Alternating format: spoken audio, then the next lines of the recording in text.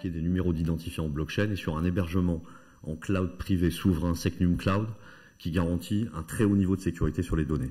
Enfin, dernier point, c'est le rayonnement, c'est les fonctionnalités de la solution qui permettent de faire rayonner, en particulier, mais pas que sur les réseaux sociaux, les preuves de développement de compétences de vos collaborateurs. Rapidement, une petite photographie de certains de nos clients. On a aujourd'hui 200 clients.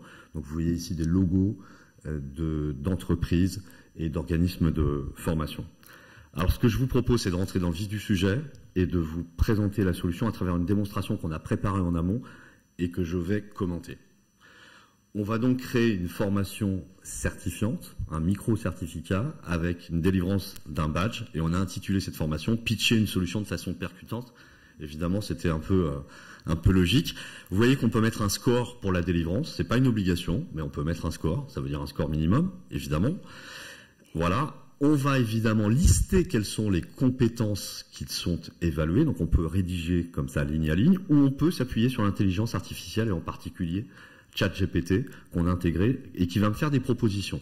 Propositions qui sont naturellement toutes modifiables. Il s'agit d'une aide.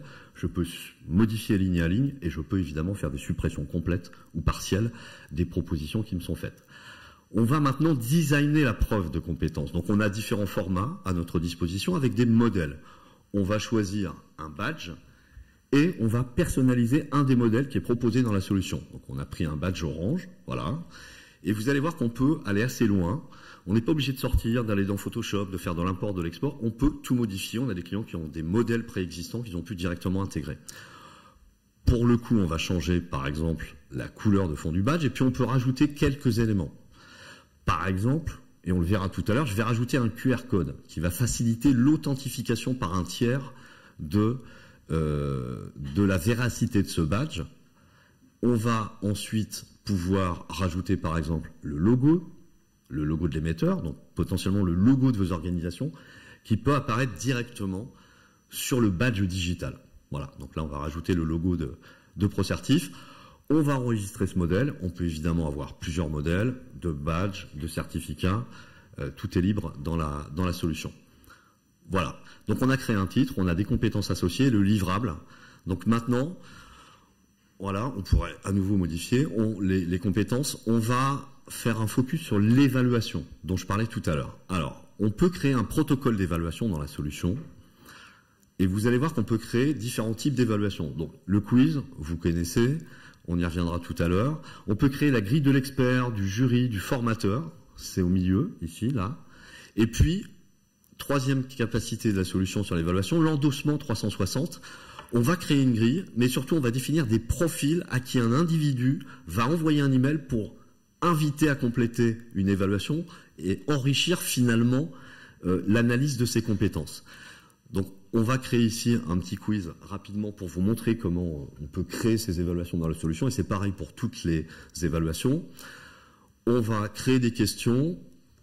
Pour créer ces questions, on me rappelle les compétences qu'on a listées tout à l'heure au démarrage, d'accord? Et je peux créer les questions sous trois formats. Soit je commence la saisie libre, soit je fais de l'import parce que j'ai déjà des questions en masse avec un Excel, soit je m'appuie encore sur l'intelligence artificielle qui va me suggérer des questions, ce qu'on voit actuellement à l'écran. Toutes les questions qui me sont suggérées, elles sont modifiables. Donc vous voyez qu'on a la question, on a les typologies de questions, donc question à choix unique, à choix multiple ou la question ouverte, avec une saisie libre. Voilà. Vous voyez également en bas à l'écran que l'IA m'a fait des propositions avec les bonnes réponses et les mauvaises réponses et a même associé des scores. Tout ça, naturellement, est modifiable à loisir comme vous le désirez. Et je peux comme ça modifier les questions et je peux mêler à la fois les suggestions et mes créations à moi. Je peux ajouter des paramètres sur toutes les évaluations. Par exemple, pour le quiz, je peux mettre ou pas un bouton retour, mettre un coefficient, mettre un minutage, un chrono sur le quiz, tout ça est librement paramétrable. Alors vous voyez qu'entre-temps, on a créé l'évaluation de l'expert ou du formateur, elle a été créée rapidement pendant que je vous montrais le quiz. Voilà, donc pour vous montrer en quelques écrans à quoi ça peut ressembler quand un évaluateur ou un formateur sur son mobile ou sur son PC peut répondre éventuellement à peut compléter une grille d'évaluation pour un individu. Donc on peut mêler des questions ouvertes telles que celles que vous avez à l'écran, avec un score ou sans score, ainsi que des questions à choix unique, avec un score derrière éventuellement ou pas. Voilà. Et puis, dernière étape, on va le voir, de notre protocole d'évaluation, l'endossement 360, donc pour lequel on a créé une grille aussi. Mais surtout, ce qu'on va faire maintenant, c'est créer un profil, un persona à qui on va demander aussi de remplir l'évaluation pour enrichir l'évaluation d'un individu. Alors pour moi, en tant que pitcher, dans ma vie, dans la vraie vie, finalement, le profil qui me semble le plus opportun, c'est vous, les participants. Voilà, ça me semble être une évidence. Alors ça pourrait être un collègue, un partenaire, un client, évidemment. Là, j'ai choisi le participant parce que ça me semble évidemment évident. Vous allez voter pour les meilleurs pitchs en fin de journée ou même à chaque passage. Je choisis le nombre comme ça de profils et je pourrais en créer plusieurs. Et comme ça, un individu va inviter dans son écosystème des personnes à compléter son évaluation de compétences. Voilà. Alors, vous allez me dire, mais s'il faut comment on inscrit les gens dans le système, comment les gens arrivent dans le système, parce que sur la preuve de compétence, je vais avoir un nom et un prénom. Un élément que vous ne verrez pas à l'écran, ce sont nos API. On peut s'interconnecter avec des API natives, avec tout type de système, plateforme LMS, SIRH, outils d'administration d'information, CRM, j'en passe. On peut créer manuellement, on peut faire de l'import en CSV, et on peut aussi, si on a déjà inscrit un participant à un programme certifiant, évidemment, aller le chercher. C'est ce qu'on va faire ici. On va inscrire Nicolas, qui était déjà inscrit, il s'appelle Nicolas Genius, voilà.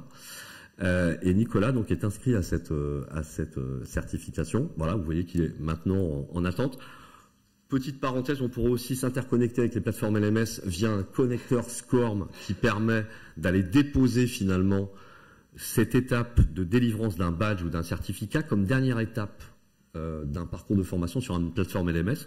On peut faire un export de la certification pour la mettre sur tous les LMS du marché. On revient sur le sujet de la ligne d'arrivée, ça veut dire que quand je vais rentrer dans mon programme, je saurai qu'à la fin, il y a une délivrance possible, et après on automatise directement la délivrance depuis la dernière page écran dans le LMS. Nicolas a fait son évaluation, on revient à notre ami Nicolas, vous voyez que pendant que j'étais en train de vous parler de SCORM, eh bien il a fait tout son protocole d'évaluation, vous voyez toutes les notes sur les 3 étapes du protocole, le quiz, la notation de son expert, formateur, et puis l'éval 360, l'endossement 360 qu'il a diffusé. Donc on pourrait même aller plus dans le détail sur ces éléments, mais le temps est compté, donc il faut avancer. Voilà, et on pourrait même faire, maintenant on va faire la délivrance, on pourrait faire de la délivrance automatisée, puisque d'un côté on a un score minimum, de l'autre on a le score de l'évaluation globale d'un individu. Vous voyez qu'on ne l'avait pas paramétrer dans la solution, donc on va faire après la délivrance manuelle, mais on pourrait tout à fait automatiser la délivrance. Voilà ce qu'on va faire de façon manuelle. Et voilà, Nicolas a bien un score de 97 sur 100, on avait un minimum de 75. On va aller voir sa boîte mail à Nicolas, et on va terminer sur la partie rayonnement, finalement, de la solution. Donc vous voyez qu'il a reçu un email qui l'informe, voilà, avec un texte dynamique qui lui précise que c'est un badge. Si on avait choisi un certificat, ce serait le mot certificat qui apparaîtrait. On a l'image du badge. On a 5 boutons d'action sur les réseaux sociaux, à partir duquel il va pouvoir agir tout de suite. Et tout en bas, l'accès à son coffre-fort individuel de certification. Nicolas est très content et il va vouloir partager cette information à son réseau sur LinkedIn. Avec un format de post qui est déjà pré-rempli, avec un message qui est déjà pré-rédigé, avec l'image du post, il a juste à cliquer. Il se connecte à LinkedIn et le post part sur les réseaux automatiquement. Il va même pouvoir le vérifier. Petite précision à l'écran, vous allez voir qu'on rajoute systématiquement à la fin du message l'hyperlien de la page de votre organisation. Ce qui permet de renforcer votre rayonnement et de permettre à son réseau d'aller se renseigner sur votre structure. On revient cette fois-ci sur le coffre-fort individuel de Nicolas et pour le coup on retrouve les boutons d'action. Et là Nicolas il va vouloir ajouter cet Open Badge à son profil LinkedIn sous ses formations. Donc vous voyez qu'on a tout intégré, il a juste à le faire en un clic, il n'a aucune saisie manuelle à réaliser. Voilà, on va aller vérifier que tout ça c'est bien installé sur son profil LinkedIn. Donc on est sur un profil classique. Vous allez voir sous les formations. Voilà. Donc on retrouve toutes les informations qui ont été insérées directement dans LinkedIn en un clic. On peut cliquer évidemment sur votre logo et retrouver des informations sur votre organisation. Voilà. Et puis, en termes de sécurité, je l'évoquais rapidement tout à l'heure, on va pouvoir vérifier l'authenticité de cet Open Badge. Et là, vous voyez à l'écran une fenêtre de vérification qui nous dit bien que c'est Nicolas. On a un numéro unique. Potentiellement, vous le voyez à droite, qui peut être sécurisé en blockchain. Ce n'est pas une obligation dans notre système, c'est quelque chose qui est réglable par nos clients, avec une compatibilité totale Open Badge, donc il peut être déposé sur une autre plateforme compétente. Ce que vous voyez à l'écran, c'est le coffre-fort dans sa version publique, consultable par un tiers, qui me permet de voir l'ensemble des certifications. Alors, vous allez me dire, si plein de gens publient, comment moi je me rends compte de qui publie dans mon organisation? On vous résume tout sur une page de communauté sociale, tous les posts sur tous les réseaux sociaux. Vous pourrez voir même les commentaires, les likes, et on vous permet même de vous faciliter la vie en vous permettant l'auto-like et des commentaires automatisés que vous pouvez rentrer dans le système, et dès que quelqu'un va publier sur LinkedIn, vous allez pouvoir adresser un commentaire du type « Félicitations, variable, prénom, nom », éventuellement. D'accord? Enfin, pour terminer, on vous résume sur une page unique et dans sa globalité l'état d'avancement de vos programmes certifiants. L'idée, c'est d'avoir une vision claire, précise, programme par programme, de là où vous en êtes par rapport à des objectifs de certification sur vos populations avec les personnes qui sont en cours et qui sont en attente. Voilà, la démonstration a été hyper rapide. Il me reste 3 minutes à peu près, je pense.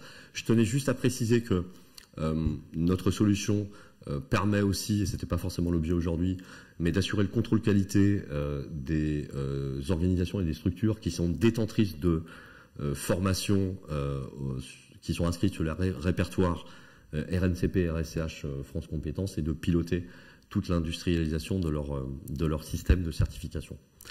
Voilà, j'ai été très très vite. Est-ce que vous avez des questions? Question de la salle, oui, tout au fond.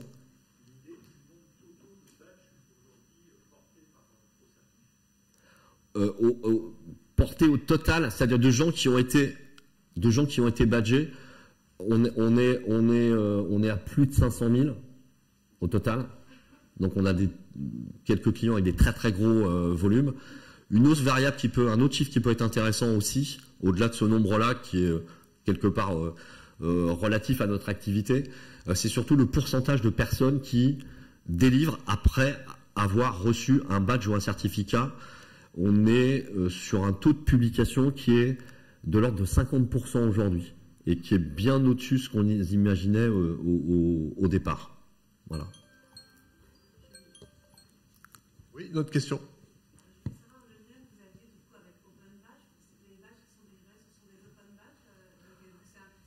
Oui, alors, ce sont des Open Badge, on est compatibles. Vous savez qu'Open Badge, en fait, c'est une norme qui a été créée par la Fondation Mozilla. Et un Open Badge, en fait, c'est une image, je résume, qui embarque des métadonnées. D'accord? Donc on est complètement compatible. D'ailleurs, on est reconnu par l'instance américaine, l'IECS, j'ai plus le nom exact, mais qui a certifié notre technologie comme étant complètement compatible Open Badge. Donc ça veut dire concrètement, vous l'avez peut-être vu dans le coffre-fort, qu'un individu pourrait potentiellement télécharger son badge au format Open Badge et aller le déposer sur une plateforme, une autre plateforme qui elle-même serait compatible Open Badge. D'accord? Autre question? Non? De toute façon, possibilité de continuer la conversation sur l'espace Pitcher tout à l'heure. Avec plaisir. Merci beaucoup, Olivier.